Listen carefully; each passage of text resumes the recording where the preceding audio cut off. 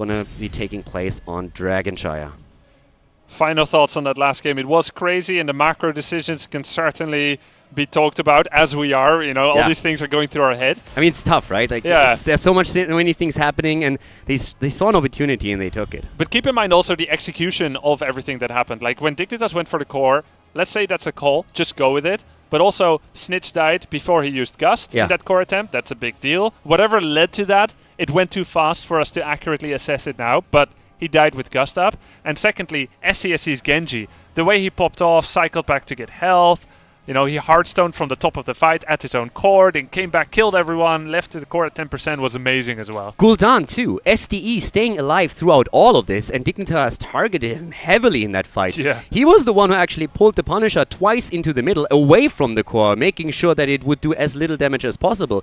And let's not forget, the core was at 10%. Yeah. If that Punisher delivers a few more hits, drops another Arcane Sentry just next to the core, that could have been game. So this was insanely close. If Gul'dan dies at any point, even if that doesn't mean that Dignitas wins the game, I would argue that it does, Ballistics wouldn't have been able to turn this around. Exactly. And Zelia dove deep to try and get that kill. So many execution things. And the one thing that we can truly say is that the teams were evenly matched in that game. It could not be any closer either way. And of course, both teams are going to make mistakes because they're forcing it out of each other. Now, Dignitas with the right? That's the best point. They force mistakes. It's not like they're just sitting there and all of a sudden playing bad, but if you're under so much pressure and you have, for example, someone like SC making plays into the backline, at some point you will have that panic moment where you make an uncharacteristic mistake. But the situation in which it occurs is what's important. I'd like to see the player step forward who would have perfectly outplayed SCSC.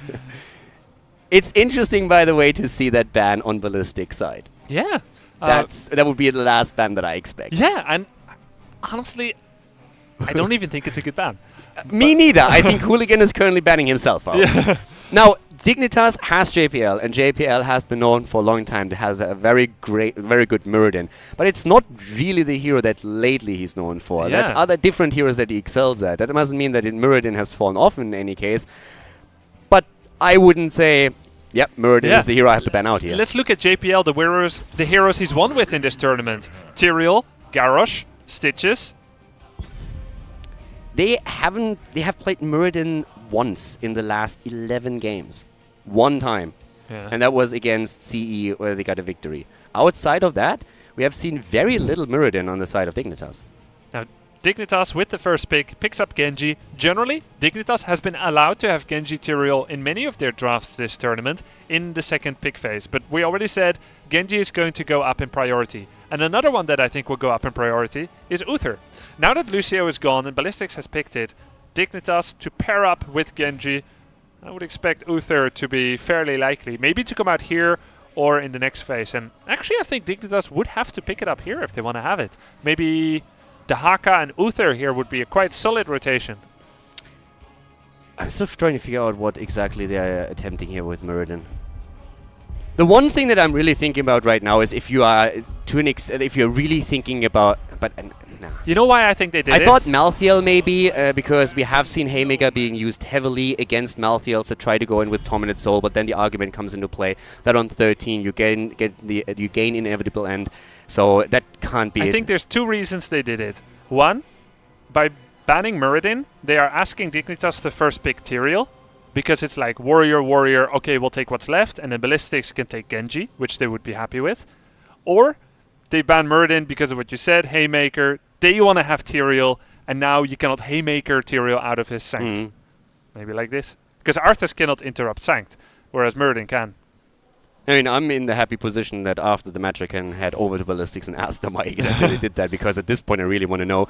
The rest of the draft, on the other hand, Genji now comboed with Uther. You talked about it. It's one of the things that we expect to see in the current meta with the life patch where supports have been reduced in healing power a little bit. The shielding on Uther still the same, and of course the armor that he grants the healed hero as well. With Genji, he was always having great synergy with him. Dragon Blade with Divine Shield is fantastic. And Dignitas continues the trend to very highly prioritize Arthurs. And just to give you a bit of an idea here, they played Arthurs in all of their last 5 matches, picking him very early. And as mentioned before, they have only lost 1 game with Arthurs, and that was the last one. Outside of that, they have a 100% win ratio. Like game 1 of this series, right? Yeah, exactly. Yeah. Dignitas, they need to wonder, what are you pairing Tyrael with? Greymane is the obvious choice. But Ballistics also runs a solid Vala on SCSC. I think you could ban Vala and allow Greymane. Or you could ban Greymane. But then they'll get Vala. Yeah, exactly. But Greymane pairs up better with Tyrael. I would definitely lean towards banning out Greymane here on the Dignitas side, but they ban Vala. They don't want to head into any of these double support compositions that have been played by them. But in general, Ballistics actually leans more towards Greymane. It's a way more popular hero for them. It's funny because SC is still more well known for Vala. Yeah, and the interesting part is that if you look at Ballistics and the setups that they are running, every single time they play with a Vala, they usually combine it. I mean, they have played one setup against KSV Black where they used exactly that start into the draft. They had Lucio Tyrael, and then they rounded it out with Vala and had an Abathur then there as well. Don't really see them play the exact same draft here on Dragonshire. So I'm a little bit curious about that Vala, but I'm not quite sure if you really had to do that here. Most of the time when they play Vala, Ballistics that is, they're actually comboing it off with 2 heavy frontliners, and they try to get ETC, for example, have an Arthurs in their setup as well. The only time where they played Vala with Tyrael as one of their main tanks was against KSV Black, and that's actually the match that they lost in the group stage against them. Dahaka Tassadar comes out, flexing their assassin until last, so we have double warrior, double support, one of them with Tassadar with the auto attack leeching. And so Ballistics now has 2 very compelling choices, Greymane and Cassia in that final slot. And of course Tracer, 3. I don't think it's going to be Illidan, it's too heavy frontline probably, but there's Tracer, Cassia and Greymane. And Dignitas can choose to take away one of them. Now anytime Dignitas has been against Tassadar, they have picked Tracer for themselves to deny it. Except when they face Fnatic, because they apparently didn't fear Fnatic's Tracer Tassadar. But I think Ballistics is a little bit better at it, and I wonder if Dignitas has that fear here, where they'll say, alright, we'll go second support and Tracer, or if they say, we'll take Greymane away and we'll allow that. I'm actually really interested in this draft right now, because if Dignitas makes the gamble and says, okay, they definitely want to have Tracer here, they could try and pick a few heroes that have more heavy CC and just try to target Tracer directly. What else could Ballistics take here? You can still go into Greymane. You could make an argument for maybe even Cassia, but Ballistics doesn't play the hero a lot. Wow! Abathur and Stitches taken by Dignitas. Wow, Abathur coming out here in that final slot. And Stitches. Solo Assassin Genji. Abathur, of course, has Assassin level damage. I would actually argue that in this case, it's very tricky. This does not really look like a Gorge composition to me on the side of Dignitas. And JPL loves to play around Putrid Bile. It would also make the life of Tracer, I feel, very difficult, because if you have Genji already if you are Tracer and you're heading into a fight and you get a lot of pressure put on you, especially after lockdowns through, let's say, Uther or Arthurs, your saving grace is your E. You move out immediately, try to escape, and usually with low hit points you're able to get away. If you have Genji on top of all of that against you, then oftentimes he's the one who tries to hunt you down and make sure that the mobility that you have doesn't matter too much. He tries to negate that fact. If you then also have Abathur on the top of Genji, there's a high chance that as a Tracer player you are in a lot of trouble. So I think from that perspective on, it's a pretty solid idea that Dignitas has here. They must have expected the Tracer. It was the obvious pick here. I could have even seen it to an extent with Ballistics as well. Maybe we should walk away with a different last pick here and not commit to Tracer. Yeah, I think Greymane would have had trouble as well, might have been more solid overall, but yeah, trying to use Tracer's mobility to get away from Genji is like trying to say that fast running is a forte and is your mobility against the Lamborghini. We saw basically the same situation happen when KSV Black played against Ballistics on Battlefield of Eternity. In that setup we also had Ballistics with a double support composition Tracer, and we had on the other side Genji. And if you remember that match, exactly what we talked about earlier happened. Tracer had huge problems going deep, trying to dish out damage and just E out back again, because every time what happened is that we saw reset on Genji, holding back a swift strike, waiting for Tracer to make that move and immediately starting to chase her down. So that interplay between Genji and Tracer is going to be super interesting now in the series, because it also means that Genji has to play a little bit more reactive to what Tracer does. And also Dignitas has a very solid draft overall. Double Warrior, Uther with some of the best lockdown against those flashy mobile assassins like Tracer or Genji with that Hammer of Justice. It's such a solid wall of meat, a meat shield here by Dignitas. And then they have Abathur, the global effect, in order to make one-on-ones or two-on-twos more appealing for them. The greatest strength here really for Ballistics is the fact that they have great rotational and push power. With Lucio's heal, Tassadar's shield, the Haka's immense push power, and Tyrael's shielding, minion waves are going to be a bit harder to kill on the side of Ballistics with all those shields and with that push. But Hooligan looks significantly less excited about the prospect of this draft than draft number 1. Of course, he doesn't play Muradin. Why did we ban my Mura? He's really upset with whoever is banning right now. He's like, I told you, don't ban Muradin out. But this looks like a very good draft for Dignitas, in my opinion, too. Yeah, I would say so as well. Now, of course, the map aspect, as you already said, plays a huge role here too. Especially in the early game, we could see Genji try to traverse the lanes to get these kills. For now, we have SDE on Tassadar. Very happy to see that SC is not the Tassadar player here, because that was what happened in the series against KSV Black that I mentioned earlier.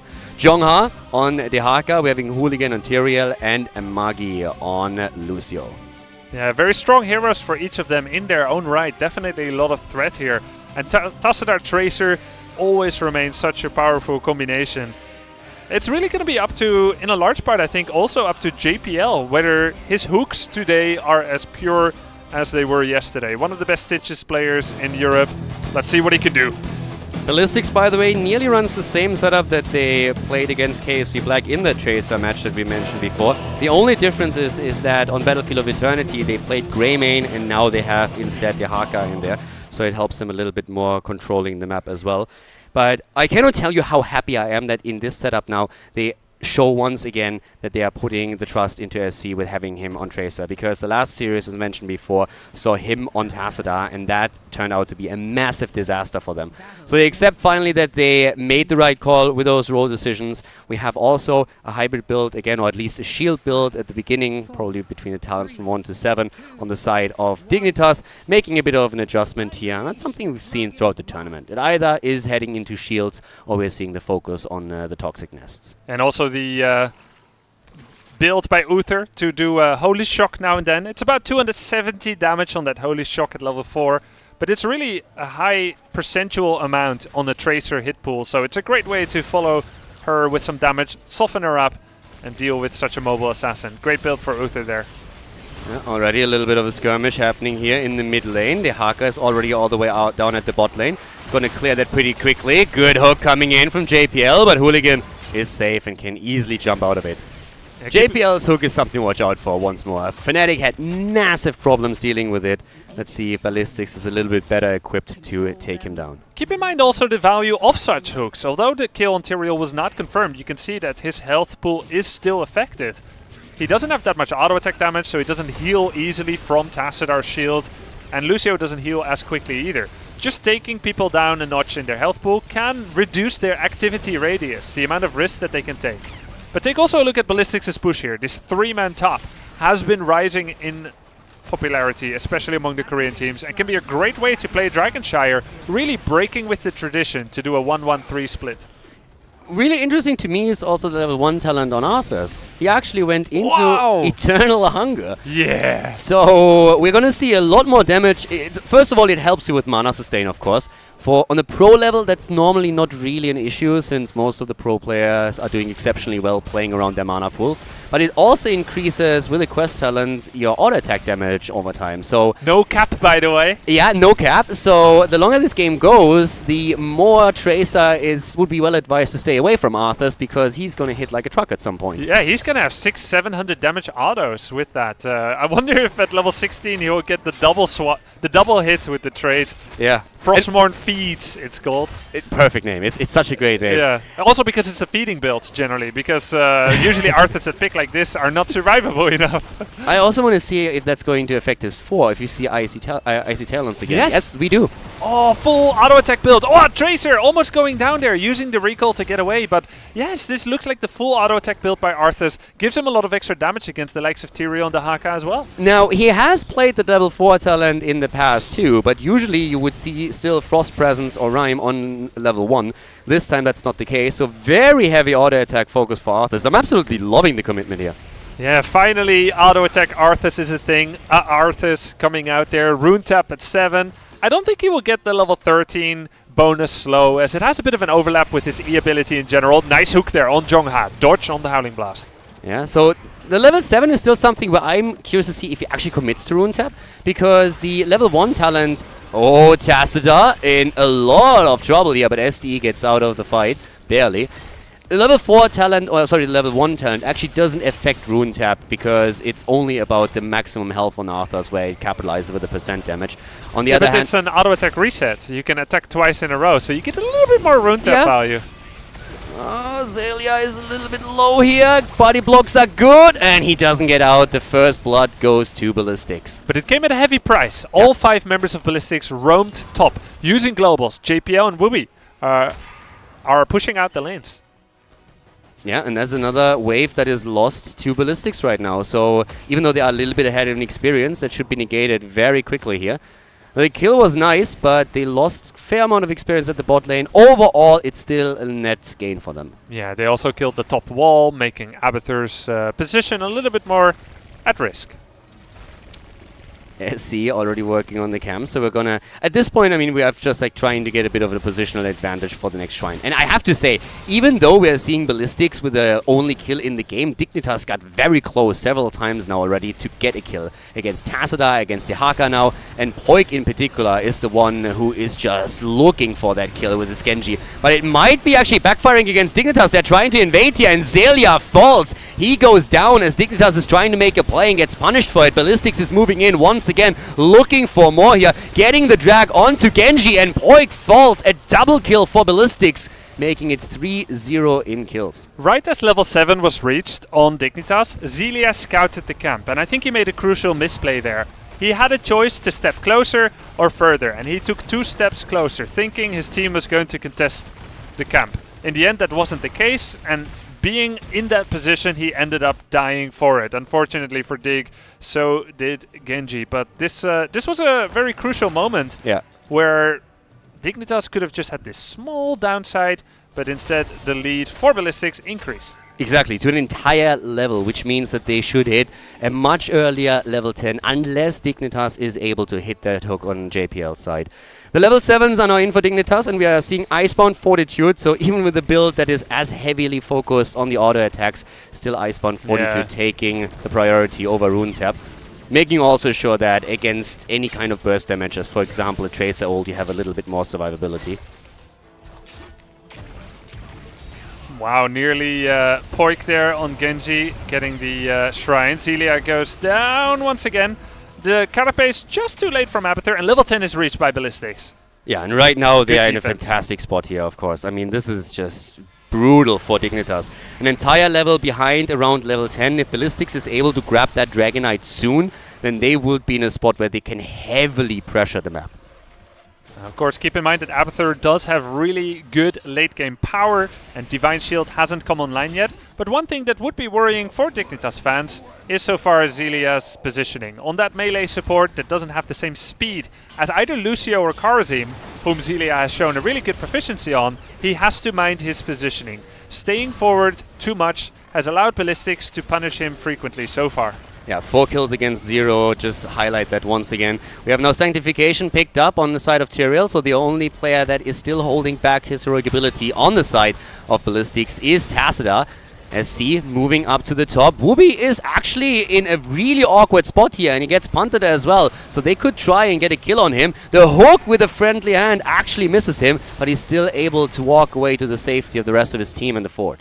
Putrid Baal, Army of the Dead, Ultimate Evo, Dragon Blade, and Divine Shield. No surprises there, really. Yeah, exactly. Especially Putrid Baal. We talked about it earlier. JPL loves the talent, and it makes it very difficult to fight into Dignitas from here on out. We see now that Ballistics is doing a great job spreading Dignitas thin. They're making use of the fact that they're against Abathur, by never giving Dignitas a straight-up 5v5 and allowing the Dragonite to distract Dignitas in order for Jongha on Dahaka to completely push out the bottom fort. Ballistics doing a really good job at making their lead increase. Yeah, they increase at least significantly, and if they can now push that farther, even to level 13, they could once again play around the talent lead and try to maybe get even more camps on the map here. Now, important to note when we compare this to the previous series between the team, well, Holy Horses here, Whoopi once again going in. This camp is taken by Ballistics. The fight, on the other hand, here comes the immediate Putrid Bile, but also Sanctification is out. Drag connects, Sound Barrier is being used. Dignitas re-engages into the fight, but Whoopi is low. He might fall as the Dragon Blade comes out. Tracer moving out and gets the kill against NG.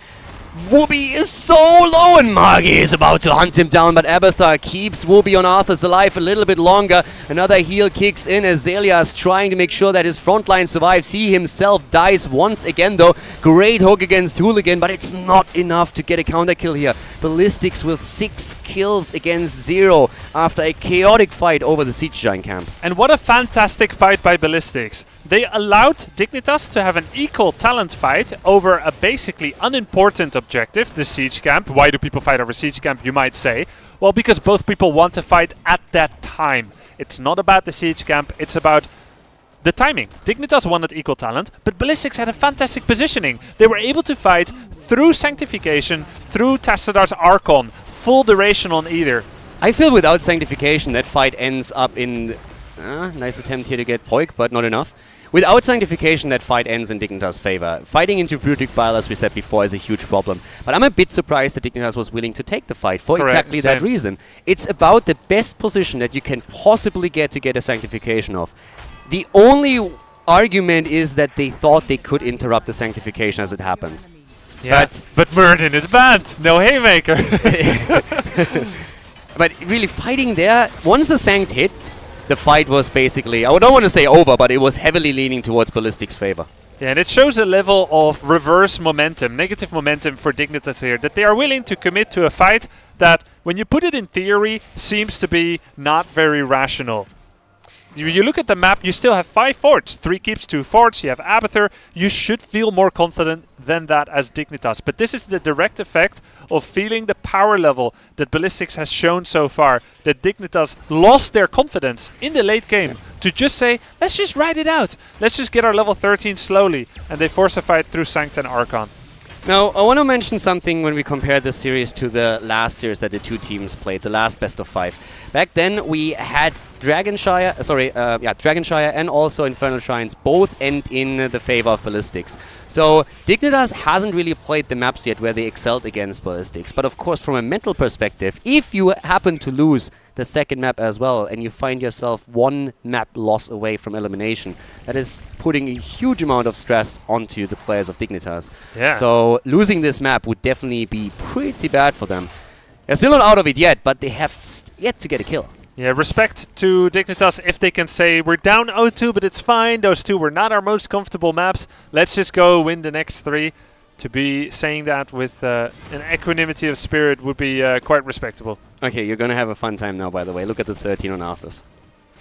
Oh, wow. He took it. Frost Strike, it's called. 50% slow instantly upon impact of the trait. Yeah, so he goes full AA here. Frostmourne feeds. You see how slow is Tyrael? And they got the kill thanks to it. Poyuk confirming the kill.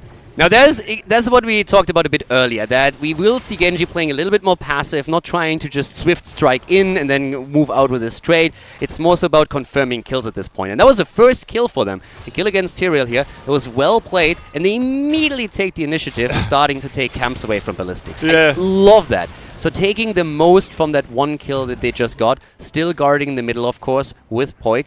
Not in the bush, by the way, he's visible. But Dignitas finally get the siege camp on the side of Ballistics' side. 3 time is a charm. The Zelia attempt before, then through the Sanct and Archon, and finally they get it. All they needed was that Frost Strike kill on Tyrael in order to confirm it. But in the meantime, Ballistics is plodding onwards merrily, getting another fort there on Jongha on the top fort. And now, all memeing aside, at this point, the late game favor, or maybe not favors, but the late game is going to make it more difficult for SC on Tracer to have an impact or to stay alive, since Dignitas will get up that extra damage on Arthurs. And also, once the Pulverize comes into play on Stitches, the mobility of Tracer is even more hindered, and that is going to become an issue.